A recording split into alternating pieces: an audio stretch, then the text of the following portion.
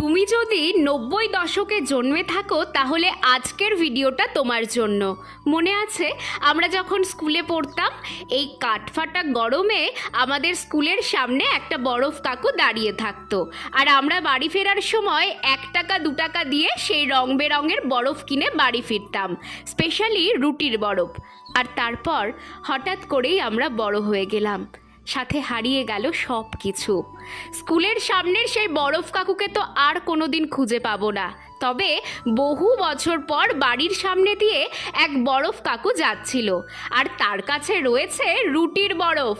কচি কাচাদের সাথে আমিও আর লোভ সামলাতে না পেরে এতগুলো বরফ কিনে নিয়েছি, আর এদিকে দেখছি ভাইও অনেকগুলো বরফ কিনে নিয়ে চলে এসেছে।